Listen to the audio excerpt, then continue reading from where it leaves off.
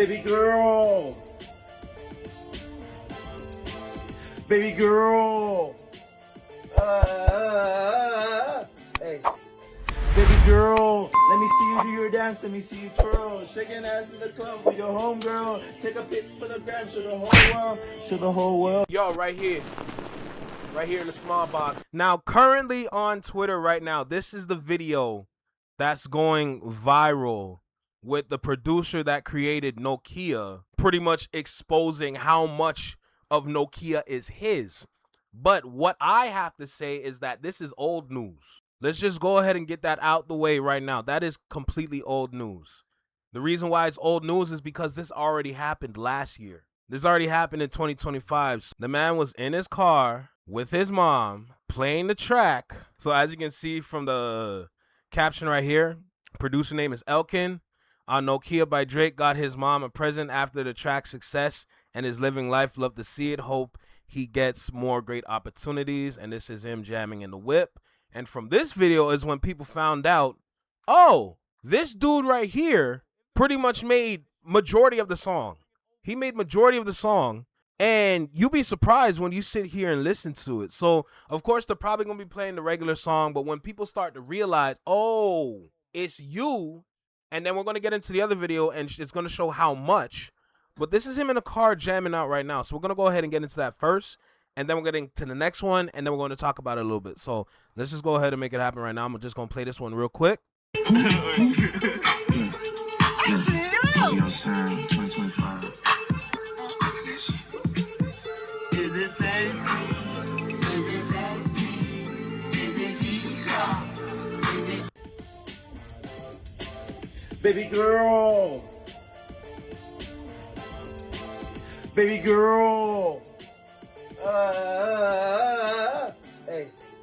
Baby girl, let me see you do your dance, let me see you twirl. Shaking ass in the club with your homegirl. Take a pic for the gram, show the whole world. Show the whole world. So from this point, this is when? April 3rd, 2025 right there. This already been out. There was a couple other videos surfacing around that time where it was already said, like, he did damn near all of it. Now I got questions. So let's just make it happen. Let's go ahead and play this one. One of the demos that ended up being the NOKIA record. Do you have the demo? Are we allowed to hear it? Shit. This is version 2. Okay. So this is him right here. Who it is? Put that shit on or don't come outside. Who it is? Who it is? Put that shit on, it's gonna be a movie. Was it her? Was it her? Was it her? Was it her? I think it was her. But was it her? Whatever the function. Whatever the function. Whatever the function. Where? Whatever the party. Where? When I hear my ringtone ring, buddies get to dancing. That's the...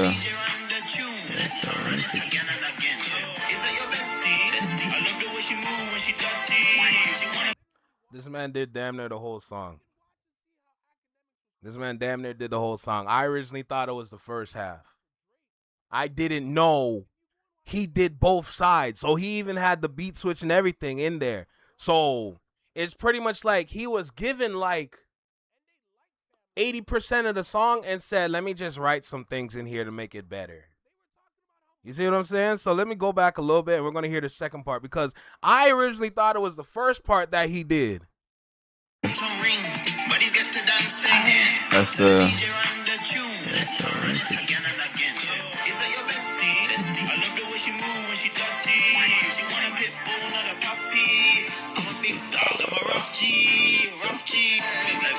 She just wanna dance and fuck the stress life. Start up her own business, fuck a 9 to 5. Let's go up, she coming back alive. That's a... So clearly it's a reference track, but it's a reference track using majority of the track, just changing up a couple lyrics. My thing that is that's going through my head is like, at what point do legacy artists stop doing this because this ruins your brand? When we talk about branding, when we talk about your character, when it talks about your talent, skill, legacy, overall, this hurts it. This hurts it heavy. This is why I question things. This is why I look at things and I said, how, why, when, etc. It's getting to a point now where I have to sit here and I have to ask even more questions on top of the questions that came with previous reference tracks. On top of that, in terms of ghostwriting, like situations and moments, this is why I like, my brain is trying to say, okay, I understand what your legacy looks like, but now your legacy looks tainted because of things like this. Just another song, mind you, didn't go number 1. It got close at number 2. But I gotta sit here and I just gotta be real and honest. And on top of that, here's the thing. I don't think dude is getting well, let me take that back. He's definitely getting royalty checks out of this. So it's not like he took it and it's like, oh, F you. He's definitely getting some money from this. Of course, for anybody out there that understands and knows how that works, you might be getting some money for a little bit. But even then, it's like, it's a good look for the producer because you're definitely putting money in his pocket. But now I have to look at you and say, so what do you make? What do you do that's good? We look at the 3 album drop that we got, and it's like, let's make this clear. It works in Toronto. It doesn't work in a lot of places. I'm going to be honest. It does not work in a lot of places whatsoever. But the way people are talking about it, namely academics, he's treating Toronto as if it's a monolith for the overall music culture. And now I have to sit here and say that's not what that is. If it works in the home of where he's from, when I say things like the best thing he can do after the battle is lean on his city so he can try to like rebuild himself. Just because you're doing that doesn't mean it applies to everywhere else. It applies here. But just like local artists, just because it works here doesn't mean it's going to work outbound. And that's why I have to come in here and say, like, what's going on? The hard work, all the achievements, everything like that, your plaques, all that. What's really yours and what's not? I get concerned. I get concerned because a lot of individuals are going to look up to this artist and they're going to assume this is what we're supposed to do. Just like how there's so many artists here that say, yo, we got to follow this streaming method because it clearly works for him. Do you have his deal? Do you sign his contracts? Do you read his contracts? Do you have his team? Do you have anything that is remotely close to what he does? But the problem is because they see him as like the literal monolith to hip hop culture, they're going to follow without question. That's foolish. And to a lot of people out there that's questioning that in itself, you got to understand that you got to remember when it comes to Toronto, culture is very limited here. And I mean that in sense of our own. Our base foundation. Internationally, we got all kind of cultures here, so we don't really have to worry about the word in a sense, but it gets confusing when you talk about what we've built. That is culturally us. A lot of people might say this, that, and the third, but they don't realize you just described Caribbean culture, you just described Indian culture, you just any kind of European culture, and et cetera, et cetera. They don't realize that we don't have our own base foundation. That's a big problem here. That is a big problem here. So when I look at situations like this, I get concerned because it's going to ruin our growth. Because the directional change that people take is literally the wrong way. And here I am over here trying to say, oh no, this is the right way to do it. But of course they're not going to listen because they prefer this route because it looks like the easy route. Just like what the industry is doing with how they build artists or how they do business with artists. They're taking the easy route. They don't want anything challenging anymore because that's a lot of work and they don't want to do a lot of work. Just like how we have this in front of us. You don't want to make a hit song no more, so you rather go out and find it so you can try to make it work. And it didn't work. But of course, you have Iceman. You got your number ones, your 2s and 3s. It did melt off the chart. Apparently, I'm hearing it come back. But I'm just here saying, if we have situations like this with another reference track out of the long laundry list of reference tracks, at some point, somebody's going to have to say something, man.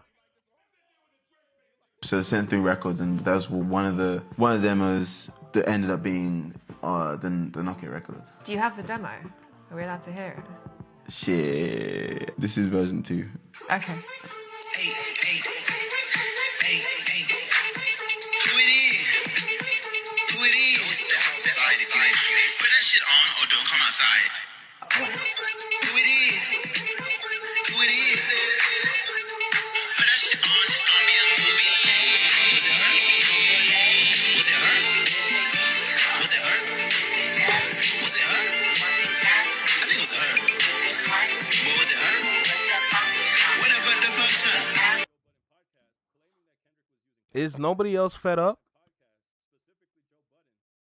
Is this what the number one artist is supposed to look like? Is this the idea?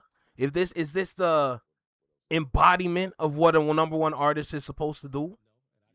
When I talk about the curriculum and check marking different boxes so that you can continue your growth and be outstanding, is this the idea right here?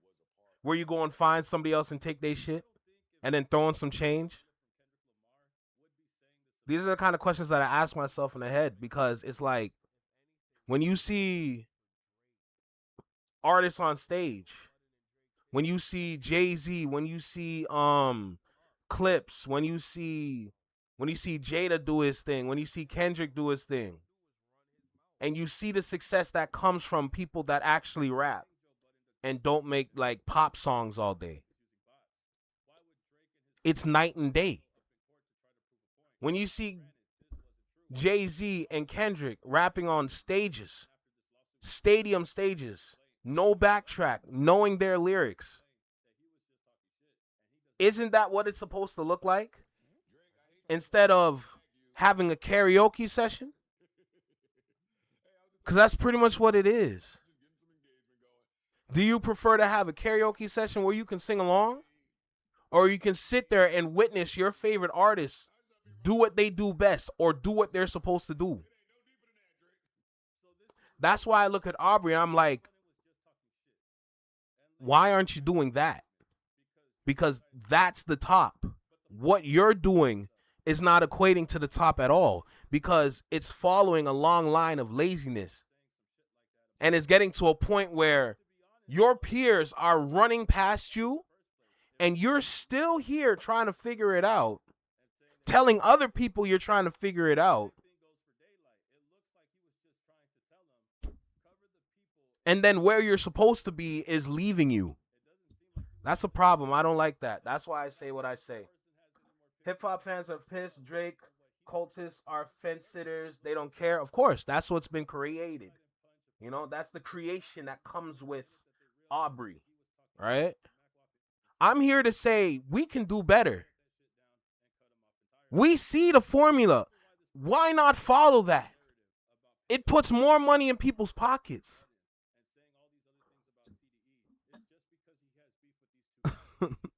Don't kill me. Is this not concerning? Is this not a problem? I'm seeing other YouTubers talk about it. I'm like, let me give my own 2 cents. Because for me being from here, I gotta say something. I really gotta say something. Honestly, what's good, fam? I see you. What's good, Miss Hummus? Alpha Supreme, what's popping? What's popping? Josh, what's good? What's good? Shout out to the mods. Daniel, what's up? And this is a long list of exposing that's going to happen on this live stream, by the way. This is only like the entree. We about to get to the main course. I ain't going to hold you. Because the main course is going to be opening up the business in a sense. So when we look back at this is why I'm sitting here the way I am, because somebody has to say something. You can't live life knowing that, oh, we all straight, we all good, we all cool, life good, we getting music, Toronto's up. Toronto's not the world. The world says otherwise, because the way it's flip-flopping up the charts and down the charts, how there's only like 3 songs out of the 3 albums on the charts. Can I say that again? 3 songs off of 3 albums. That's 43 tracks. And 3 of them worked. And nobody has anything to say about it? Ain't nobody concerned whatsoever? Yeah, okay. Y'all sit pretty. I gotta say something, because I gotta put it out there to let y'all know something's wrong. And you gotta look at your boy. It's getting spooky out here, no cap. It's getting mad spooky. God damn, bruh. Like, think about it. This is y'all world's greatest. It went 3 for 43. Meanwhile, Kendrick went damn near, 12 for 12? And the album came out how long ago? 2 years ago? You dropped 4 projects, including some sexy songs for you. 4 projects. 4 of them things, including NOKIA. There might be one more song. But after those 2, adding the next 3, 5 out of how many songs? Are you not concerned? That is a problem. Y'all want the party to go on, not realizing you don't have much party to party with. The industry's changing. If you lock in now, you might save it.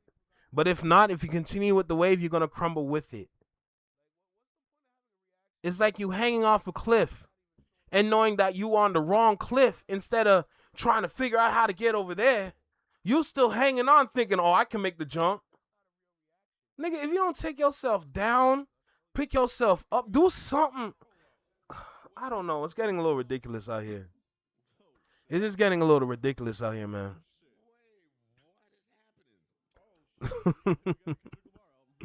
But, this is the first of many.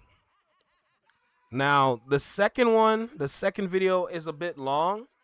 So we're going to watch some of it. We're not going to watch the whole thing, because the whole video is over an hour. But the first couple minutes of it, yo, talk about elite level exposure. So we're going to go ahead and make that one happen.